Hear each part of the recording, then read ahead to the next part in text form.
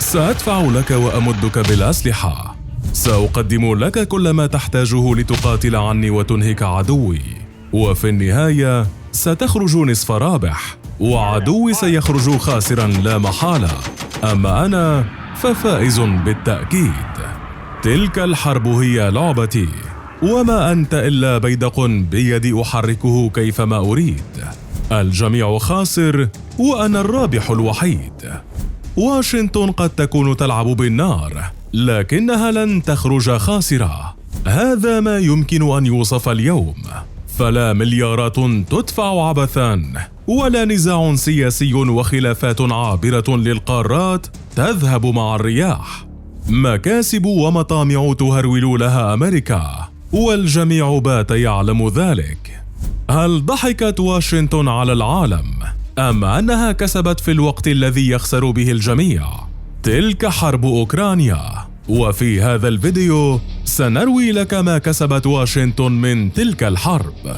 وقبل ذلك لا تنسى الاشتراك بالقناة وتفعيل زر الجرس لنروي لك اللعب بالنار على الطريقة الأمريكية.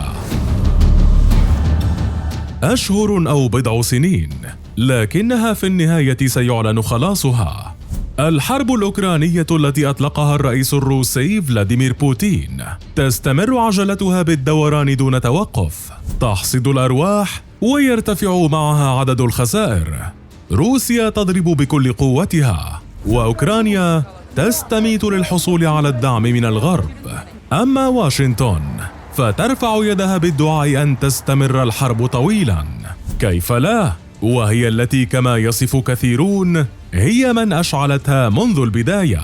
فالبيت الأبيض الذي يطل منه بايدن كان رأس الحربة في حرب أوكرانيا. الرسالة لكييف: سندعمكم مهما حدث. والرسالة لموسكو: احذروا الهجوم، لكننا لن نتدخل عسكريا. بدأ الهجوم وحدث ما حدث.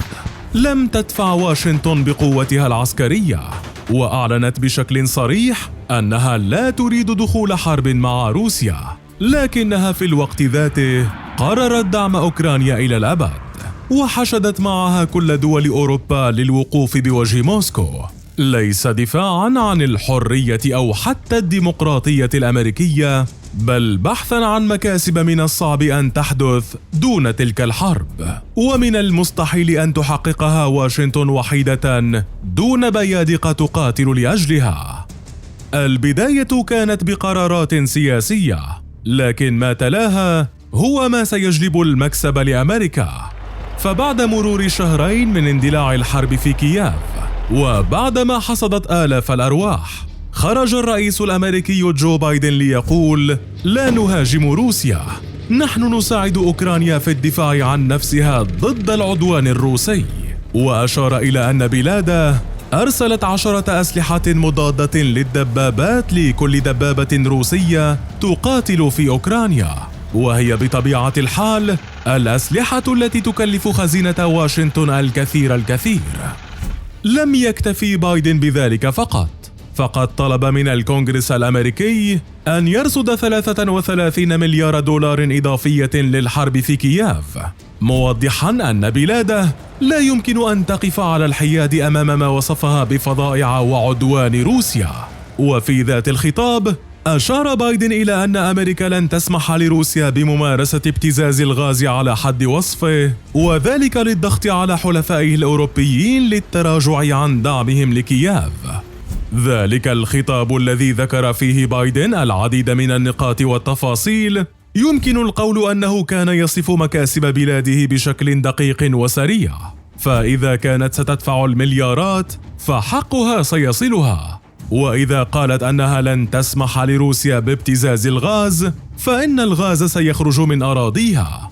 فحتى اليوم على الرغم من عدم انكسار روسيا في الحرب، إلا أن واشنطن لا تعتبر خاسرة أبداً، أو باختصار واشنطن عرفت كيف تستغل حرب أوكرانيا لتحقق مصالحها. فقبل اندلاع الحرب بأيام بدأت مقصلة واشنطن في العقوبات تعمل. عشرات العقوبات بالاشتراك مع الأوروبيين فرضت على موسكو، وازدادت بشكل كبير مع إطلاق أول رصاصة على أوكرانيا. قطع للعلاقات وتهديدات سياسية. وكما تقول الصين، اليوم مارست واشنطن البلطجة السياسية على موسكو. فمع العقوبات الغربية حاولت واشنطن نقل ملف أوكرانيا للمحافل الدولية، لكنها فشلت أمام فيتو روسي دائم أوقف كل مشاريعها.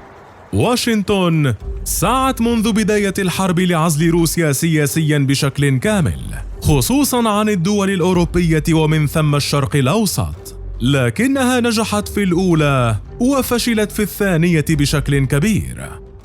اقتصاديا كانت ذات العقوبات تهدف لضرب الاقتصاد الروسي بشكل مباشر، منع لاستيراد أي بضائع من موسكو، وحرمانها من نظام سويفت المصرفي، وعقوبات على الروبل الروسي، كلها بهدف شل الاقتصاد الروسي بالكامل وجعل البلاد تعاني أزمات متفاقمة.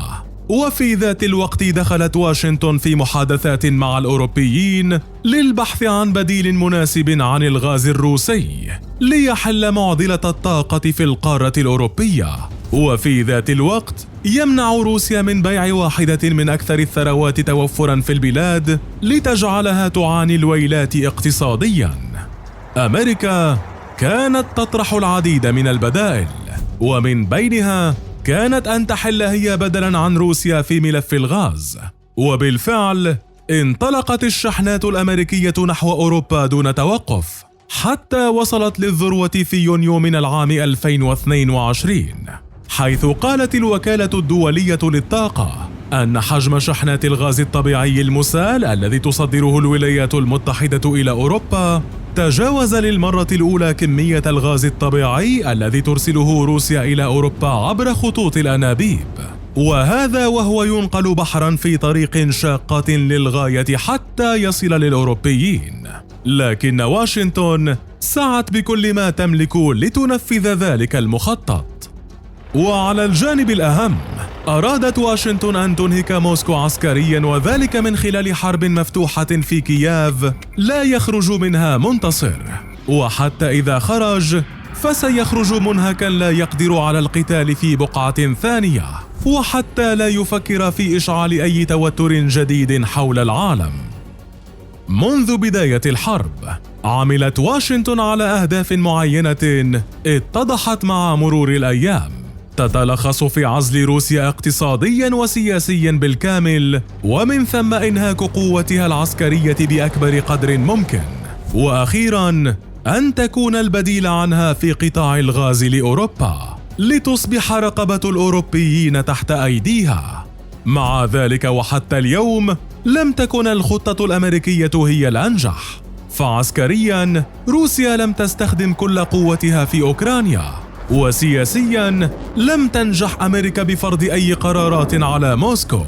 أما اقتصاديا فلا يزال الواقع يتأرجح بين الطرفين، لكن الثابت الوحيد أن واشنطن لم تخسر شيئا حتى اللحظة، لا اقتصاديا ولا عسكريا ولا سياسيا، ويمكن القول أنها ترى العالم من الأعلى ينهار وتشاهد بانتظار إشارة النهاية.